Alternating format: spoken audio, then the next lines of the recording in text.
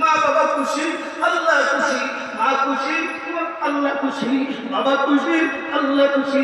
জান্নাতে দেখতে চাও, ওই করে দেখতে চাও, ইমান নিয়ে দেখতে চাও, মানে একটু মা বাবার বদলিও না, ওই মুরব্বীর বদলিও না, উস্তাদ আলেম আমার বদলিও বাবা। এই দুনিয়াতে যদি মানুষ ধ্বংস হয়, মানুষের পথ ধ্বংস হয়,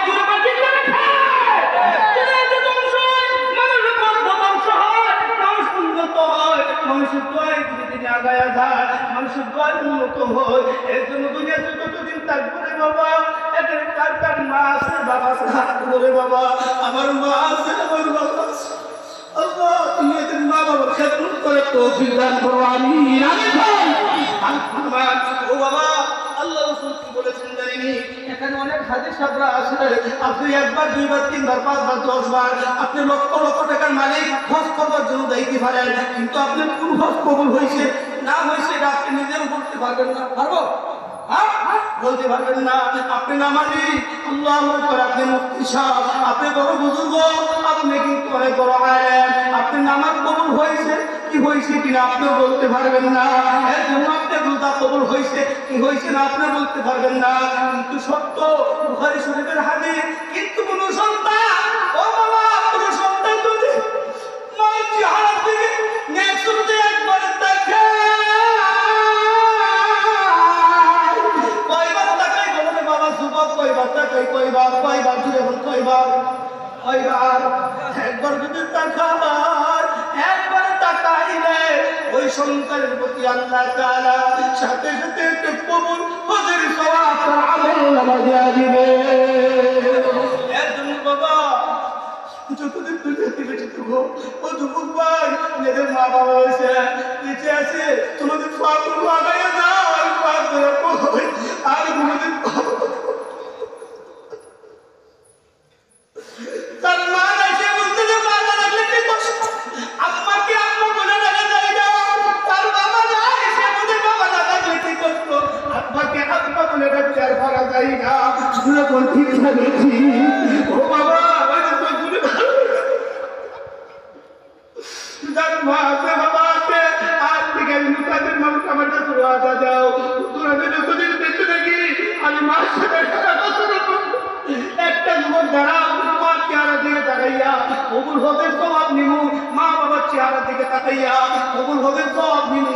একটা যুবক দাঁড়ায় দাও, জীবনে কোথাও ভুল করবো না, মাকে ভুল করে ডাক্তার দেব না, মাকে কষ্ট দেব না, বাবাকে কষ্ট দেব না, মা বাবার চেহারা দিকে তাকাইয়া কবুল হবে সওয়াব নিমু।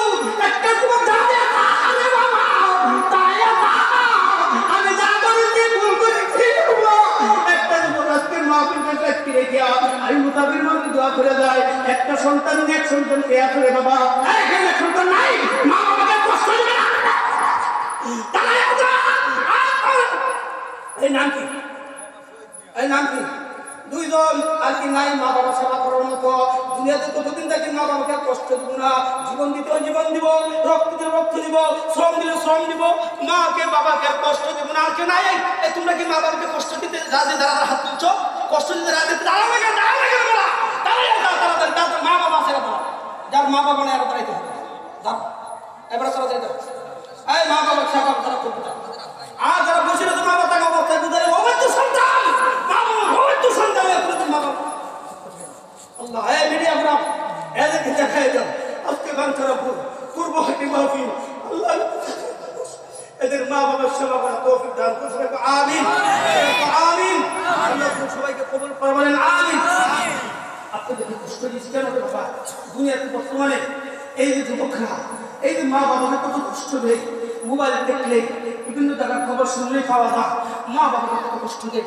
একটা কথা জানবেন, এই সমস্ত কওমি মাদ্রাসা, যে সমস্ত মাদ্রাসা ছাত্র হাফেজ কোরআন হয়, আলেম হয়, মৌলানা হয়, একটা আলেমের মা একটা আলেমের বাবাকে বৃদ্ধাশ্রমে পাবেন না। একটু আসতে পারেন, একটা কাপড়ি কলা আমির জিম্মাদার, যার ভিতরে আল্লাহর ভয়, যার ভিতরে রাসূলের আদর্শ, চরমনাই লোক এদিকে আছেন, খাঁটি আল্লাহওয়ালার সাহাবত যারা থাকেন, খাঁটি আল্লাহওয়ালার সাহাবত, অনেক বড় উলামায়ে কেরাম আপনাদের ব্রাহ্মণবাড়ি আছে, শুধু চরমুনাই নয়, সারা বাংলাদেশ হবেন আপনার ওয়ালার বুজুর্গ হবে থাকেন, এদের ভিতরে আল্লাহর ভয় আছে। এরা চিন্তা করবে সন্তানকে কিভাবে লালন পালন করতে হয়।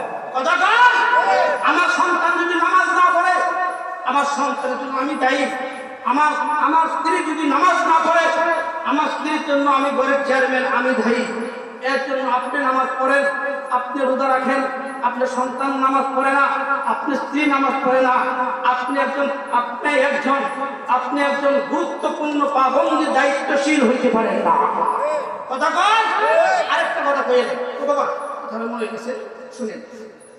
আপনারা সবাই জানেন টাকা পরিশ্রম করেন, করে কামাই করেন হালাল খাদ্য। এত পরিশ্রম করে টাকা কামাই করেন, কেউ চাকরি করেন, কেউ ব্যবসা করেন, যে যেটাই করেন, কেউ কৃষি করেন, এত পরিশ্রম করে টাকা কামাই করেন। শুনেন, এত পরিশ্রম করে টাকা কামাই করেন আপনি সন্তানকে মানুষ করার জন্য, আপনি ফ্যামিলিকে শান্তি রাখার জন্য। কিন্তু টাকা কামাই পরে যদি পরিবারের মধ্যে শান্তি না আসে, তাই একমাত্র আপনি অভিভাবক। কেমনে হুজুর আগে বলুন, তাই কেমনে? আপনি ঘর আপনি সামলাইতে পারবেন না। আপনি ঘরের ভিতরে আল্লাহর ভয় রসুলের আদর্শ নাই। আল্লাহর ভয় রসুলের আদর্শ যদি থাকে, রসুলের তরিকা সুন্নাহ যদি থাকে, আল্লাহর ভয় যদি থাকে, অবশ্যই আপনার ঘর শান্তির ঘর হবে।